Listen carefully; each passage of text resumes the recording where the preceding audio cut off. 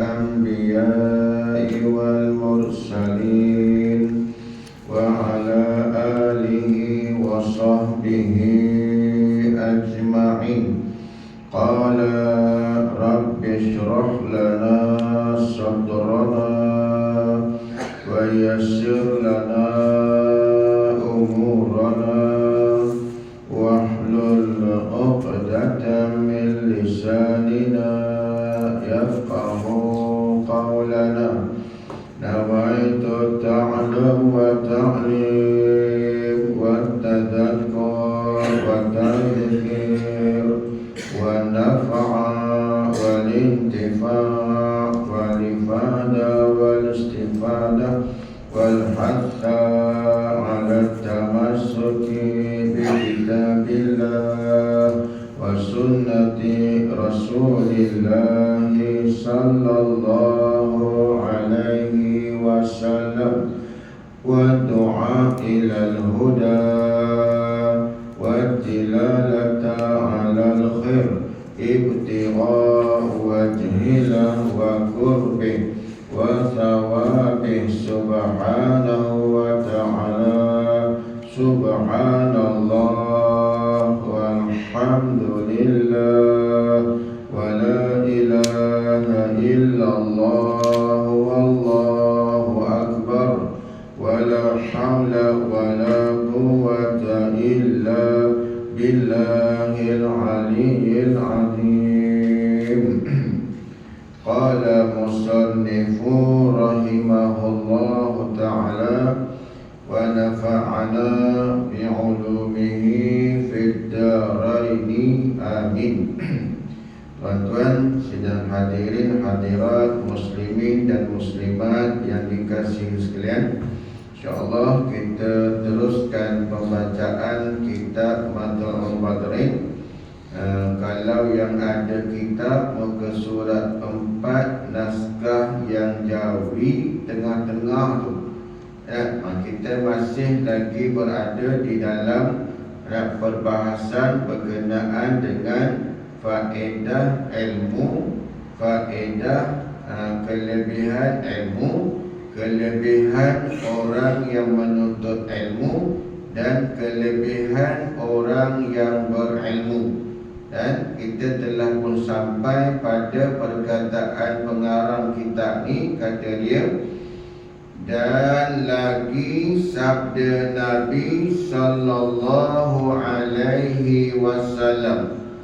Ini semua berkenaan dengan nak sebut kelebihan ulama, kelebihan orang yang menuntut ilmu dan kelebihan ilmu itu sendiri.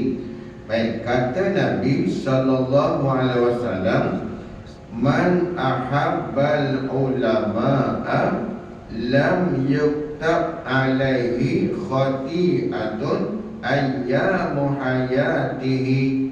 Ini Nabi kata macam tu, artinya tuan-tuan sekalian, Nabi tu tak berdusta, Nabi tu bersifat sidik, dia tidak berdusta, tuan-tuan sekalian. Jadi apa yang dia kata, itulah wakil yang terjadi, itulah wakil sebenarnya, tuan-tuan. Nabi kata apa ni? Man ahabbal ulama'a lam yuktab alaihi khati'atu ayyami hayatihi. Dia kata, barang siapa kasih akan ulama, siapa-siapa yang menaruh, yang menyimpan kasih kepada ulama, kasih kepada orang-orang yang ada ilmu, cinta dengan ulama, cinta dengan orang yang ada ilmu, maka Nabi kata lam yuktab, tiada disurat, tiada ditulis atasnya kesalahan selama-lama hari hidupnya. Rasionalnya, tuan-tuan, logiknya gini, bila seseorang itu dia cinta kepada ulama, maka tuan-tuan sekalian, dia akan sentiasa mendampingi ulama. Bila dia mendampingi ulama, tentulah dia tu dinamakan penuntut ilmu. Jadi tuan-tuan sekalian, bila dia penuntut ilmu ni kalau buat salah pun tuan-tuan sekalian, maka tak dinamakan dia sebagai kesalahan. Allah ampunkan kerana dia masih lagi di dalam keadaan belajar. Macam contoh tuan-tuan, ibaratnya lah, kalau orang tu tengah belajar kereta tuan-tuan, dan dia masih lagi dalam belajar kereta, kalau dia tersilap pun dia tak dikira sebagai satu kesalahan, sebab dia masih lagi baru belajar. Jadi rasionalnya tuan-tuan, tak ditulislah kesalahan dia selama hari hidupnya dalam dunia, bukan kira tua ataupun muda. Jadi kalau dia nak kasih pada ulama, dah tentulah dia sentiasa mendampingi ulama dan mengambil faedah ilmu daripada ulama, dan tentulah dia dinamakan dia sebagai penuntut ilmu. Jadi bila dia penuntut ilmu tuan-tuan sekalian, kalau tersalah pun Allah maafkan, Allah ampunkan dosa kesalahan orang yang sedang menuntut ilmu, sebab dia tak tahu. Baik, itu rasionalnya hadis ni tuan-tuan. Itu orang panggil faham daripada hadis ni tuan-tuan. Setengah orang ditanya, dia tanya macam tu, takkan begitu mudah sangat kesalahan tak ditulis, hanya cinta pada ilmu, hanya cinta pada ulama. Rasionalnya ialah dia tu bila cinta pada ulama, dia kasih pada ulama, dia mendampingi ulama. Bila mendampingi ulama, dinamakan dia penuntut ilmu, sebab dia masih lagi dinamakan penuntut ilmu bila dekat dengan ulama ni. Macam tu. Baik. Okey. Kemudian Nabi kata lagi, ini semua hadis-hadis ni tuan-tuan berkenaan dengan kelebihan ilmu, kelebihan orang yang menuntut ilmu, dan kelebihan ulama itu sendiri. Baik, Nabi kata lagi, dan lagi sabda Nabi sallallahu alaihi wasallam. Nabi kata apa lagi berkenaan dengan tiga perkara ni: kelebihan ulama, kelebihan ilmu, kelebihan orang yang menuntut ilmu. Apa dia kelebihannya? Kata Nabi, man a'ana aliman au muta'alliman walau bisyurbati ma'in faka'annama banal ka'bata sab'ina marratan. Kita ni tuan-tuan, Kaabah tu dah siap sedia ada dah. Kita tak mungkinlah pada kita ni, dinamakan kita ni membina Kaabah tu. Kita tak boleh bina Kaabah tuan-tuan, tapi kita boleh dapat pahala bina Kaabah walaupun kita tak bina Kaabah tuan-tuan sekalian. Ni kelebihan dia ni. Tengok hadis Nabi, man a'ana aliman au muta'alliman walau bisyurbati ma'in faka'annama banal ka'bata sab'ina marratan. Bukan sekali pula tu, 70 kali bina Kaabah tuan-tuan, dengan sebab sikit aja. Tengok macam mana. Katanya, barang siapa menolong akan orang yang alim.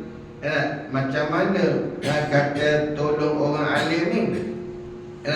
Orang alim tu nak bina madrasah.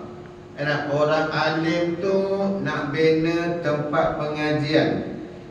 Ataupun orang alim tu memerlukan buah fikiran kita.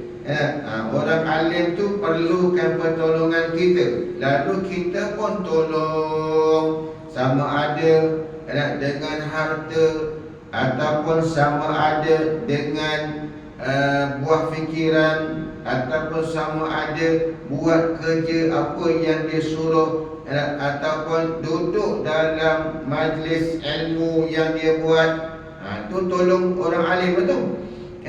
Tolong orang alim, ataupun menolong orang yang belajar ilmu. Budak-budak ni sedang menuntut ilmu, di mahad, di pondok, di madrasah. Jadi mereka tu dinamakan muta'alliman, yakni orang yang sedang menuntut ilmu. Jadi kita tolong dia. Sebab apa? Sebab orang menuntut ilmu ni, dia nak makan, dia nak minum, dia nak duit, nak beli kitab, nak beli alat tulis. Keperluan dia kat pondok, dia kena ada elektrik, kena ada air untuk dia ambil wuduk, elektrik, dia nak baca kitab dalam keadaan terang, ataupun tak elektrik, nakkan pelita minyak. Tuan-tuan, jadi kita tolong dia. Kita tolong dia, tuan-tuan. Jangan kata macam ni pula. Setengah-setengah tempat lah. Dulu-dulu masa saya nak ngaji di Fatani, tuan-tuan, kadang-kadang adalah terdengar di hujung-hujung telinga, tuan-tuan, orang tak suka dengan orang ngaji pondok ni, dia benci. Pasal apa? Orang ngaji pondok ni dia kata sikit-sikit minta, sikit-sikit minta. Tu ada dengan, tak tahu dekat sini wallahu alam lah. Tapi tempat lain ada kata macam tu. Ini Pak Lebai pondok ni sikit-sikit minta duit, sikit-sikit minta duit. Padahal, tuan-tuan, orang pondok ni budak yang mengaji lah, mana ada kerja. Sedangkan, tuan-tuan, kita perlu tolong orang macam tu. Kenapa? Sebab akan datang dia yang akan menggerakkan agama. Orang yang mengaji pondok ni lah, orang yang sedang menuntut ilmu tu, dia akan menggerakkan. Dialah bakal jadi imam, dialah bakal jadi guru agama. Kemungkinan dia juga yang bakal menjadi mufti ataupun qadi dan sebagainya, tuan-tuan.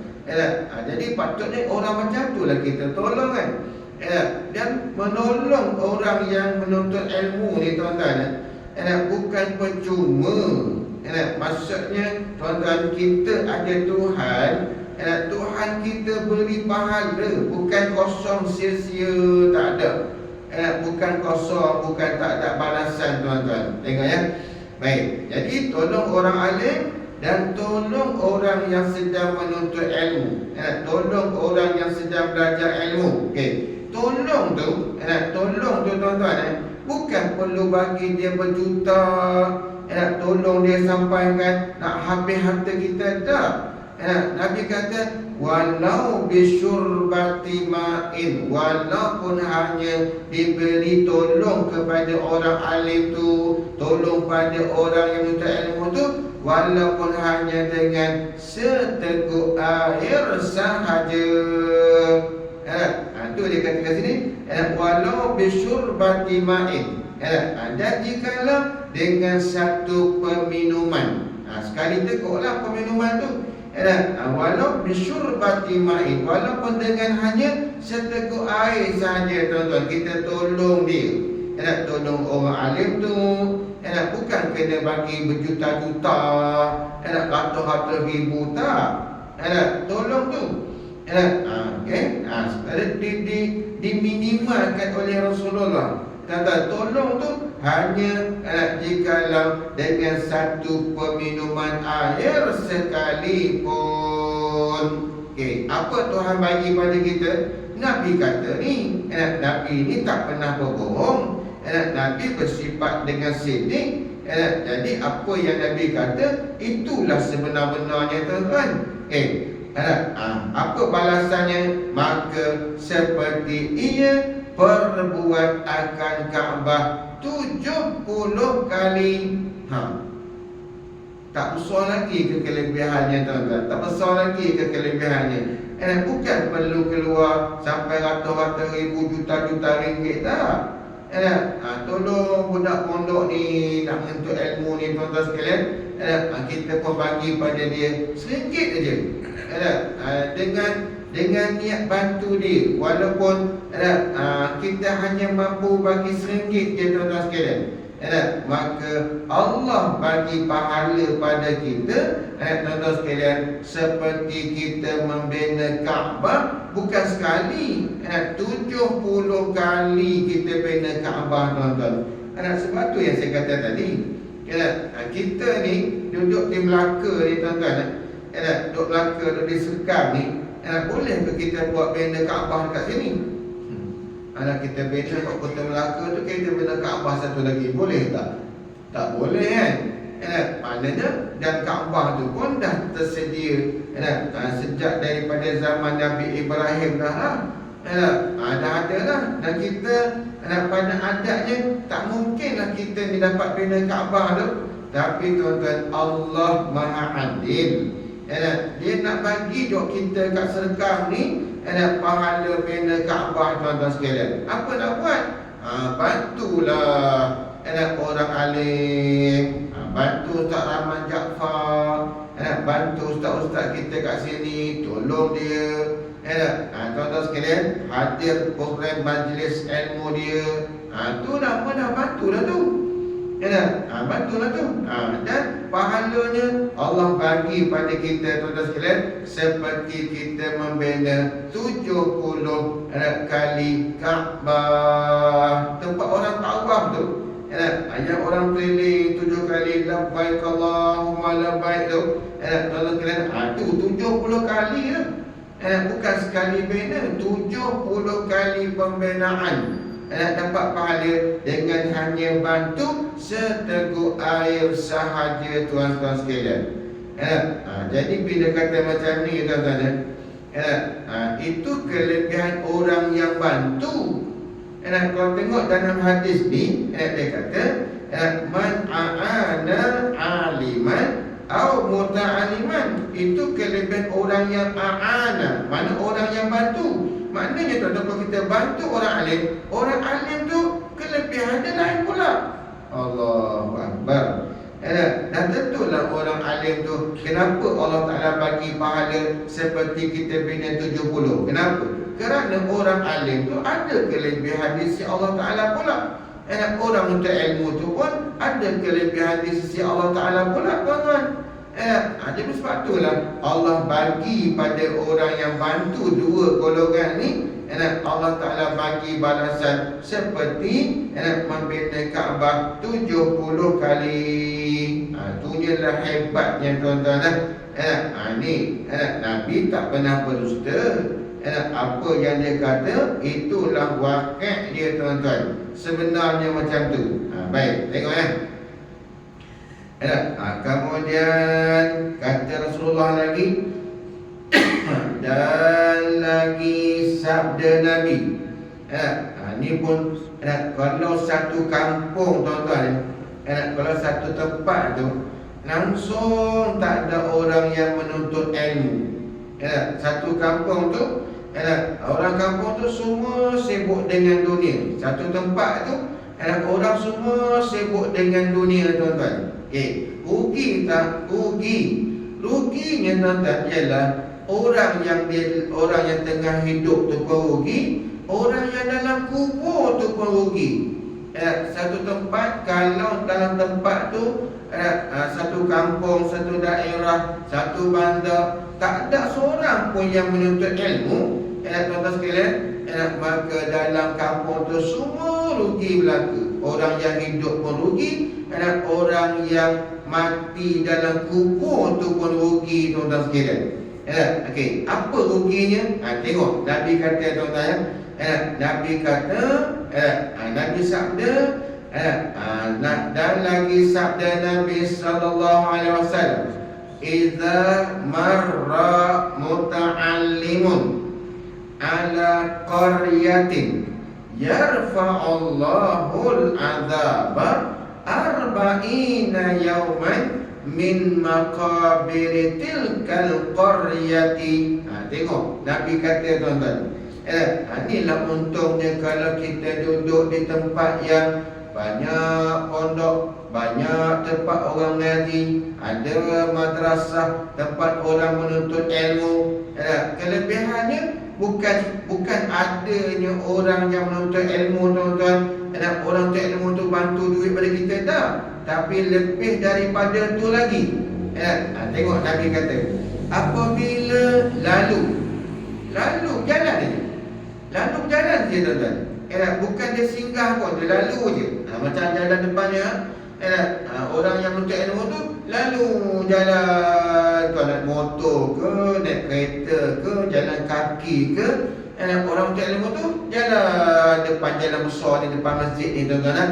Baik. Itu dia sebut idza marra muta'allimun. Apabila lalu orang yang belajar ilmu, orang yang belajar ini tuan-tuan ilmu yang dimaksudkan oleh Rasulullah dalam hadis ni ilmu syariah, ilmu fiqh, ilmu tauhid, ilmu tasawuf. Budak seorang ni dia belajar ilmu ni yang fardu ain, tauhidnya, fiqhnya, tasawufnya, dan ilmu-ilmu alat untuk memahamkan tauhid, fiqh, tasawuf ni, ilmu qawaidnya, ilmu usulnya, dia belajar tuan-tuan sekalian. Yang fardu ain tu dia belajar. Baik. Jadi dia tu digelar orang menuntut ilmu lah. Kemudian tiba-tiba dia datang dalam kampung ni, dia hadir, dia lalu saja tuan-tuan sekalian. Tengok. Apabila lalu orang yang sedang belajar untuk ilmu ni atas satu dusun. Dusun tu ni Korea ni kampung lah. Kampung ataupun daerah. Lalu je tuan-tuan. Bukan singgah pun. Dia pun tak baca apa-apa pun. Lalu saja. Jalan kaki ke, naik motor ke, naik berbasikal ke, naik kereta ke, naik bas ke, lalu je tuan-tuan. Lalu saja. Lalu tu apa yang Allah bagi tuan-tuan? Kat situ diangkat Allah, diangkat oleh Allah Ta'ala tuan-tuan sekalian akan azab 40 hari daripada segala kubur demikian dusun itu. Maknanya tuan-tuan, sekali saja orang menuntut ilmu terlalu, tuan-tuan sekalian, 40 hari orang dalam kubur tu selamat daripada azab kubur tuan-tuan sekalian. Allahu Rabbi. Ini kenapa ni? Apa rasionalnya tuan-tuan hadis ni? Nak menunjukkan pada kita tuan-tuan sekalian kelebihan orang yang menuntut ilmu. Pasal apa tuan-tuan orang menuntut ilmu ni kelebihan dia Allah bagi sekali sampai macam ni sekali tuan-tuan. Jadi begini, bila dia menuntut ilmu ni tuan-tuan, artinya dia telah menjadikan diri dia. Kalau seseorang tu menuntut ilmu, maka dia telah menjadikan diri dia tuan-tuan sekalian miskin, tak ada harta, bersusah payah, kerana Allah. Sebab apa? Kerana orang menuntut ilmu ni tuan-tuan, dia kena tinggalkan segala kemewahan-kemewahan hidup. Dia kena tinggalkan kesenangan hidup, harta benda dunia, pangkat dan sebagainya. Dia kena berjuang, berjihad masa untuk ilmu tu. Bangun kena awal, tidur kena sikit, berjaga kena banyak, menghafal kena banyak, kena berkorban dalam masa dia semata-mata kerana Allah. Tuan-tuan sekalian, semata-mata kerana Allah. Nakkan niat. Sebab tu orang yang saya nanti cakap macam ni, kadang-kadang ada orang dia salah faham, nanti dia marah pula tuan-tuan. Bezanya tuan-tuan, ada beza. Kalau belajar agama di universiti dengan belajar agama di pondok, beza. Beza. Saya perbezaan ni tuan-tuan, atas pandangan mata saya yang kasar ni lah, mata saya yang macam ni tengok ni tuan-tuan. Tuan-tuan, kalau kita tanya orang pondok yang ngaji di pondok di madrasah tuan-tuan, yang kita tahu pondok ni dia tak keluarkan sijil. Orang madrasah pondok tradisional orang Melayu kita tuan-tuan, yang banyak di belah utara, di Fatani, di Fatani Thailand tuan-tuan, Lepas tu di pondok-pondok di Kelantan, di Kedah, di Penang, di Utara Perak. Kemudian di Melaka ada pondok dia kan? Ada kan? Pondok kat Melaka, dekat Negeri Sembilan, ada pondok-pondok tuan-tuan. Bila kita tanya untuk guru pondok ni tuan-tuan, untuk guru pondok ni dia takkan keluarkan sijil. Dan kalau keluar sijil pun tuan-tuan, Kementerian Pendidikan takkan iktiraf. Macam contoh saya dulu, saya ada belajar satu pondok yang memang ada sijil. Untuk guru pondok ni keluarkan sijil tuan-tuan. Tapi sijil tu untuk tunjuk pada Kementerian Pendidikan tak terima tuan-tuan. Dia kena celup juga, ambil juga dekat anak sekolah-sekolah yang kerajaan punya. Itu kerajaan punya, anak polisi tu saya tak tahu lah, wallahualam lah kan. Tapi nak cerita tuan-tuan, orang pondok ni dia nak kerja pun tak boleh kalau sebab tak ada sijil. Lalu tuan-tuan sekalian, saya pernah tanya pada guru pondok ni, kenapa macam ni? Dia kata keikhlasan menuntut ilmu tu, dia kata lahir daripada benda macam ni ya. Orang kalau betul-betul dia mengaji nak ilmu tuan-tuan sekalian, dia akan pilih madrasah pondok tradisional orang Melayu ni lah. Pasal apa?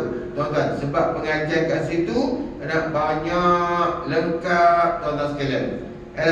Kalau beza universiti lah, saya bukan nak merendahkan universiti tak. Tapi tuan-tuan, kalau kat universiti tu tuan-tuan, dia celup sikit sini sikit dia. Sebab tu saya pun mengajar juga kat universiti tuan-tuan. Saya ada kelas dekat universiti. Dulu ada kat UKM, dulu ada dekat UIA, lepas tu sekarang dekat UPSI, Universiti Pendidikan Sultan Idris Tanjung Malik. Saya ada kelas saya kat 5-6 tahun dah saya mengajarkan situ tuan-tuan. Jadi saya tanya kepada budak-budak tuan-tuan, kalau masuk universiti ni berapa kitab habis? 1 tahun, 2 tahun, 3 tahun, berapa kitab yang khatam? Dia kata, mana ada kitab Ustaz? Mana ada kitab? Habis macam mana? Pensyarah tu akan bagi nota ya, dia kata. Mana ada kitab? Kitab tak ada. Jadi saya faham saya tuan-tuan, bila tak ada kitab, maknanya pengajian tu tak lengkap.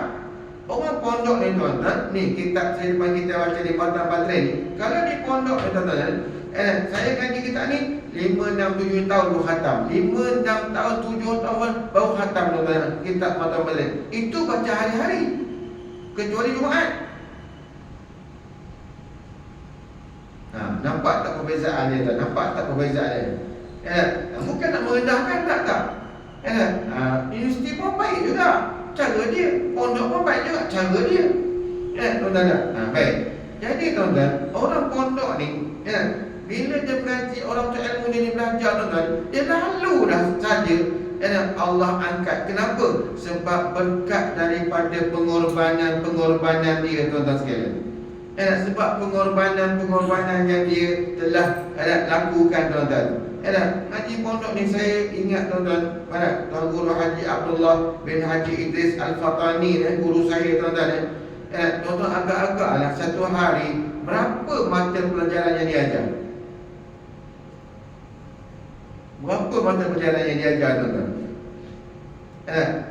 Masa saya ngaji dulu lah, tuan-tuan, 28 mata pelajaran satu hari, daripada lepas subuh sampai pukul 2 pagi tuan-tuan sekalian. Daripada lepas subuh sampai pukul 2 pagi tuan-tuan. Ngajar je kerja dia. Sampai anak murid menyerahkanlah, angkat tangan, tak larat. Dia larat lagi. Lepas tu tuan-tuan, dia pula besok pagi dia dah mula mengajar. Dan dia mengajar tuan-tuan sekalian, dia takkan mengajar kalau dia tidak murojaah bila dia tidur. Sebab lepas dia balik mengajar pukul 2 pagi tu tuan-tuan, pukul 2, pukul 1 pagi tu, lepas balik, dia kena tengok pula, murojaah pula kitab yang dia nak ajar besok. Tengok punya pengorbanan tuan-tuan. Macam mana pengorbanan orang yang nak jadi alim macam Imam Syafi'i tuan-tuan. Macam mana Imam Syafi'i tuan-tuan, kisah dia macam mana kehebatan Imam Syafi'i tuan-tuan. Dia balik rumah tuan-tuan. Dia keluar, dia pergi belajar. Lepas tu balik rumah tuan-tuan, tak bagi salam. Terus ketuk pintu, panggil mak dia tuan-tuan. Mak dia kata, mana adab kamu belajar? Pergi balik. Mak dia tak lagi masuk. Allah, Masya Allah tuan-tuan. Banyak cerita Imam Syafi'i, pengorbanan mak, pengorbanan dia sendiri macam mana. Sebab itulah logik tuan-tuan sekalian. Rasional hadis ni. Kata, mana takkan lalu saja Allah dah angkat azab 40 hari. Sebab keberkatan ni, jangan kita nafikan keberkatan ni tuan-tuan. Dalam kehidupan kita beragama ni, jangan nafikan adanya keberkatan dalam kehidupan kita ni tuan-tuan. Tengok, jadi maknanya lalu je. Apatah lagi kalau lalu saja Allah dah angkat 40 hari azab orang dalam kubur tu tuan-tuan. Apatah lagi kalau dalam kampung tu memang ada orang yang macam tu. Macam mana? Macam mana? Kalau dalam tempat tu memang ada penuntut ilmu dalam kampung tu tuan-tuan sekalian. Saya pergi India. Saya pergi di apa nama tu? Malbari tu, orang-orang Malbari tu. Apa nama dia? Tak ingat. Kerala. Saya pergi Kerala tuan-tuan. Masuklah kampung Kerala ni, banyak madrasah tuan-tuan. Satu kampung tu kadang-kadang ada 3, 4, 5 madrasah pengajian. Dan budak-budaknya semua pakai putih, serban putih, semua putih maka. Lalu tuan-tuan, saya pun heran. Macam mana dia pun boleh buat macam ni? Saya pun tanya pada dia punya mudir satu madrasah tu, dia ada mudir dia. Dan saya tanya beberapa mudir, bukan seorang. Tanya mudir ni, tanya. Tuan-tuan, saya tanya macam mana dapat duit ni? Dia kata anak murid madrasah tu semua percuma, tak ada dinamakan yuran, tak ada yuran. Baik, orang yang mengaji tu datang bawa diri sahaja tuan-tuan, datang bawa diri, duduk kat pondok tu, duduk kat madrasah tu tuan-tuan. Ada yuran ke? Saya tanya, hal ulat dafa'? Saya tanya, adakah mereka ni buat pembayaran? Ni, ada 50 budak, ada 100 budak, ada yang 1000 pun ada. Adakah buat pembayaran yuran? Dia kata tak ada. Dia kata maafi, kalau tak ada apa-apa, tak ada bayar yuran tuan-tuan. Tapi bila masa makan tu, datang makanan, ambil budak makan, itu belajar balik.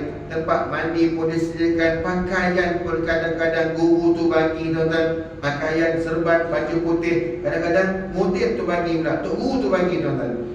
Lalu saya tanya mana dapat duit? Dia kata kami kat sini di India, di Kerala ni, dia kata madrasah ni ditampung, disara oleh orang kampung ni sendiri. Kadang 50 orang budak ni akan ditanggung oleh orang kampung tu tuan-tuan. Orang dalam kampung, dalam bandar, dalam bekan, dalam daerah tu yang tanggung dia. Kalau ada 5 mereka tanggung madrasah ni tuan-tuan. Yang tu yang tak ada pada kita kat Malaysia, tak ada. Dekat Malaysia ni tok guru tu mangkak lah, cari duit sendiri tuan-tuan sekalian. Tapi di India, di Kerala tak ada. Semuanya ditanggung oleh orang luar. Orang dalam kampung tu yang tanggung kan, makan, minum. Kadang-kadang ada dia buat sistem macam ni. Okey, aku ambil 5 orang. 5 orang tu dia tanggung, makan, minum, pakaian dia tanggung. 5 lagi, aku ambil pula 5 orang ni. Macam tu. Dia berlumba-lumba tuan-tuan. Lumba-lumba nak tanggung budak mengaji ilmu ni. Pasal apa? Sebab orang sana dia faham berkenaan dengan man a'ana, aliman, al-muta'aliman tadi ni. Dia faham bab tu. Kita kat sini kurang faham. Kalau faham pun tuan-tuan, kita masih dibelenggu dengan keduniaan di keliling kita ni tuan-tuan. Baik. Jadi bila baca hadis ni tuan-tuan, lalu saja orang belajar ilmu dalam kampung tu, Allah Ta'ala angkat mengangkat oleh Allah Ta'ala akan azab 40 hari daripada ahli kubur dalam kampung tu tuan-tuan. 40 hari. Kalau dalam kampung tu memang ada orang duduk, apa nak kata? Dalam kampung tu memang ada madrasah, ramai budak-budak ngaji tuan-tuan. Ramai tu ngaji mengajar pula tuan-tuan. Allahu Rabbi, Masya Allah. Orang dalam kubur pun dapat faedah tuan-tuan. Baik. Dan hikayat pada Hasan Basri. Hasan Basri ni tabi'in. Tabi'in, dia tak sempat jumpa dengan Rasulullah. Dia sempat jumpa dengan sahabat. Dia jumpa dengan sahabat. Bila jumpa sahabat, maka dinamakan Hasan Basri ni tabi'in.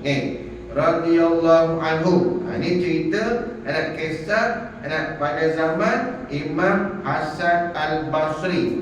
Katanya, kata Imam Hasan Basri, tiada aku ketahui sesuatu yang afdal daripada perang Sabil, melainkan bahawa adalah orang yang menuntut ilmu. Tuan-tuan, Imam Hasan Basri kata, aku tak tahu sesuatu dalam dunia yang lebih baik, lebih afdal daripada sabilillah, melainkan menuntut ilmu. Maknanya tuan-tuan, menuntut ilmu tu lebih afdal, lebih tinggi martabatnya daripada jihad fi sabilillah. Jihad fi sabilillah maksud sini ni ialah angkat pedang lawan dengan orang kafir kerana nak meninggikan agama Allah Subhanahu wa taala.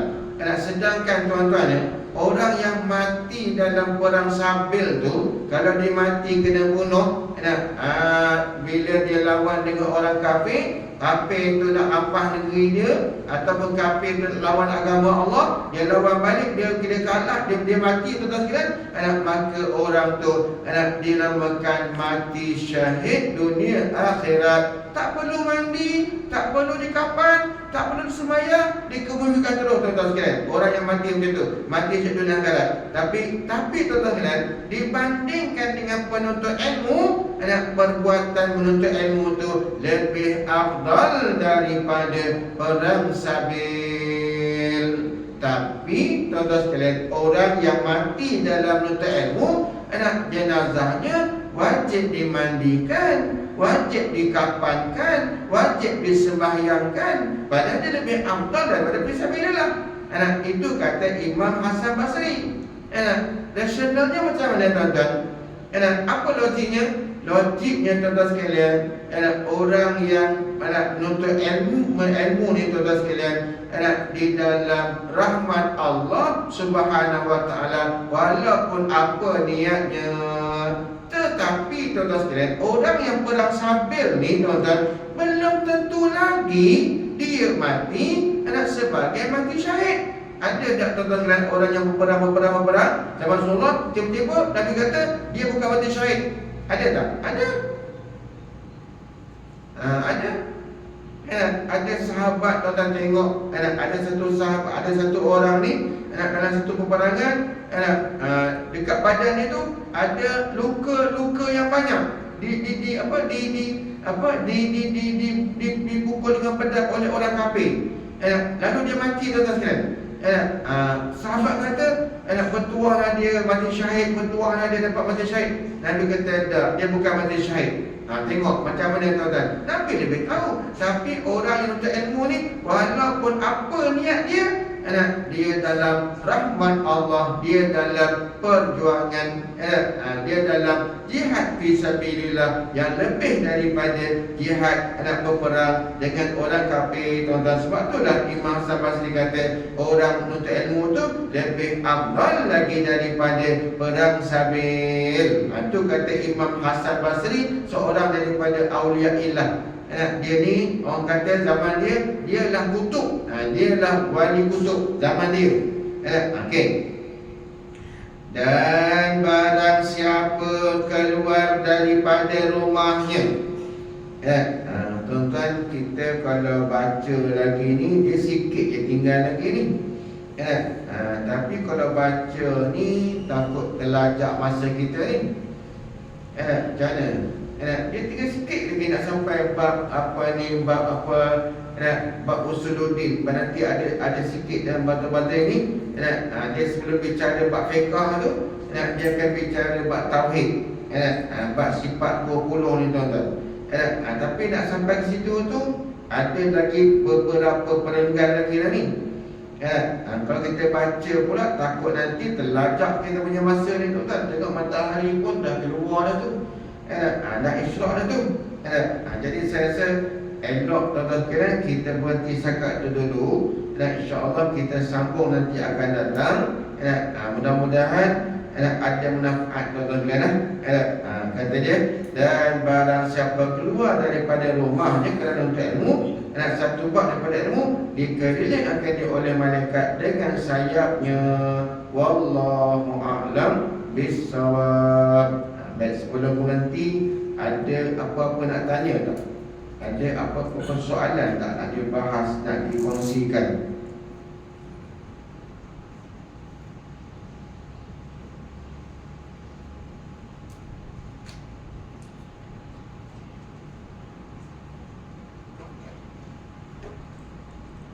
Kalau ada silakan.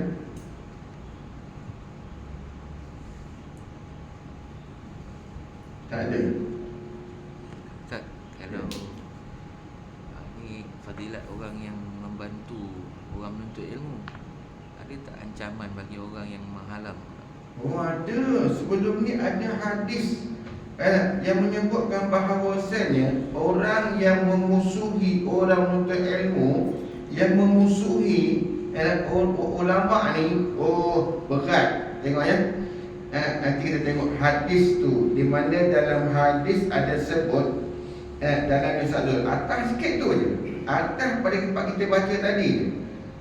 Ada inna minan nasi unasan yadkhuluna al-jannata majjanan faqalu ya Rasulullah man hum? Qala man kana fi qalbihi min hubbil ulama misqala dzarratin. Wa inna minan nasi unasan yadkhuluna an-nara majjanan qalu ya Rasulullah man hum? Qala man kana fi qalbihi min bu'dil ulama misqala dzarrah. Maknanya hadis ni saudara yang atas sikit tu, orang yang ancaman daripada Rasulullah, orang yang memusuhi ulama, yang memusuhi orang berilmu ni, maka dia akan masuk ke neraka percuma. Masuk neraka, masuk percuma tu tak ada soal jawab dah. Tak ada soal jawab, tak ada soal jawab. Masuk percuma tuan-tuan sekalian. Tak ada hisap-hisap apa, tak ada kalau dia benci ulama. Tuan-tuan, ini pun hadis ni kalau kita benci pun nak bahas, nak rasional ni tuan-tuan. Kenapa dia benci ulama sampai masuk neraka free ni?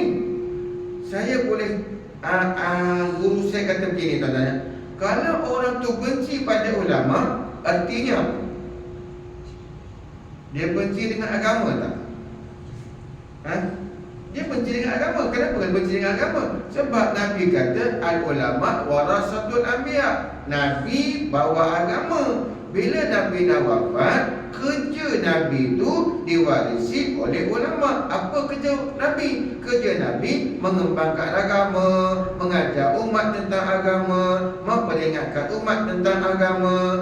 Itu kerja Rasulullah. Bila Rasulullah dah wafat, bila Nabi Rasulullah wafat, maka tugas itu diambil oleh para ulama. Jadi para ulama lah yang menyebarkan agama, menceritakan agama, mengajar agama, memperingatkan umat tentang agama. Ulama lah.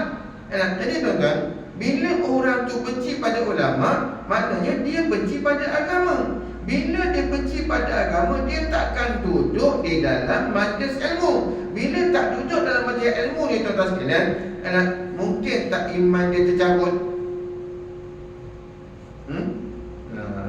Bila iman tercabut, orang kafir-kafir ni tuan-tuan, orang kafir-kafir yang ada dalam dunia sekarang ni, agak-agak mati dia nanti ni. Adakah mati tu kena dihisap juga? Tak hisap. Kafir terus masuk, kafir terus masuk, kafir terus masuk. Dia tak ada hisap.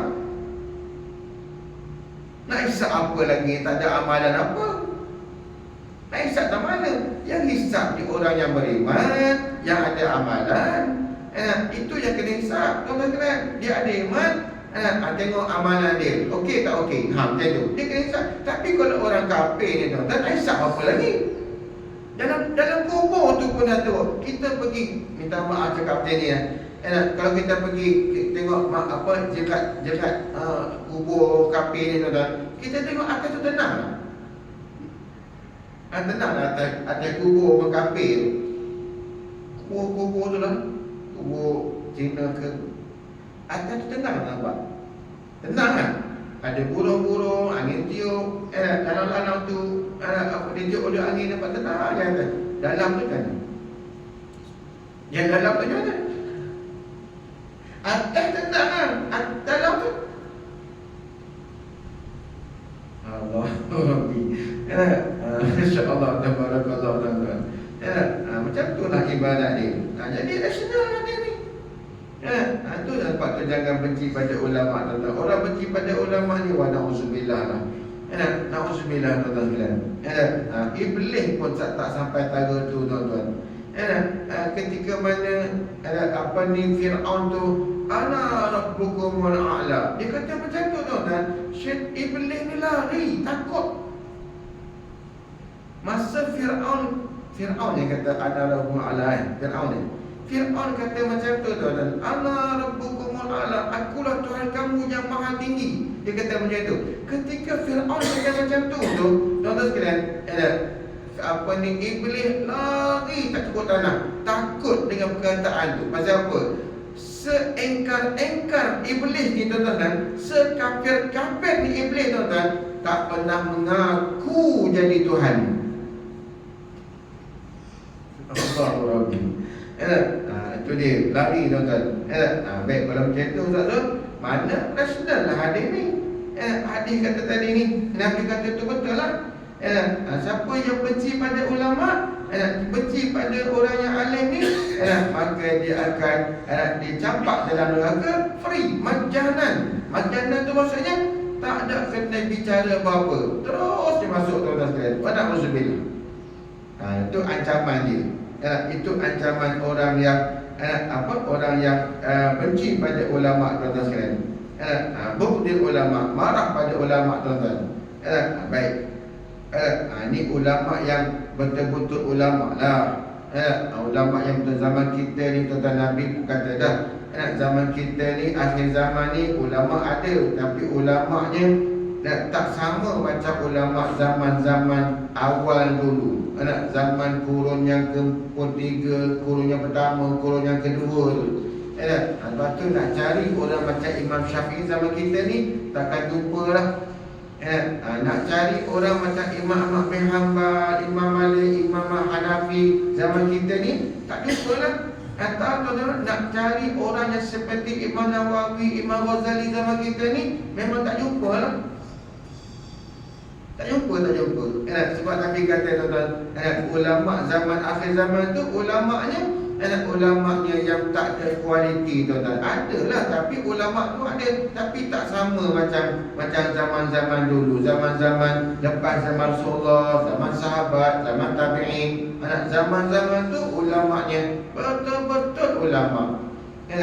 Betul-betul menghayati agama ni tuan-tuan sekalian. Baik, wallahu a'lam bis-shawab. Cukuplah insya-Allah. Kita tutup setengah tuan-tuan. InsyaAllah mudah-mudahan apa yang kita baca pada hari ini mendapat manfaat daripada Allah Ta'ala pada kita tuan-tuan, untuk kita jadikan panduan hidup kita sebelum kita menemui Allah Subhanahu Wa Ta'ala. Wallahu a'lam bis-shawab. Bismillahirrahmanirrahim. Alhamdulillahirabbil alamin. Wassalatu wassalamu ala asyrafil anbiya'i wal mursalin wa ala alihi washabihi ajma'in. Allahumma ya azimah sultan, ya qadimah ihsan, ya ta'iman ni'am, ya kasirul jud, ya wasi'al ata', ya khafi ya lutuf, ya jami' sunnah, ya haliman la ya'jab. Salli rabbi ala sayyidina Muhammadin wa alihi wasallim wa arda sahabati ajma'in. Allahumma lakal hamdu syukra wa lakal علينا فضلا وأنت ربنا حقا ونحن عبيدك رقا وأنت لم تزل لك أهلا يا ميسر كل عسير ويا كابر كل كسير ويا صاحب كل ملك ويا مغني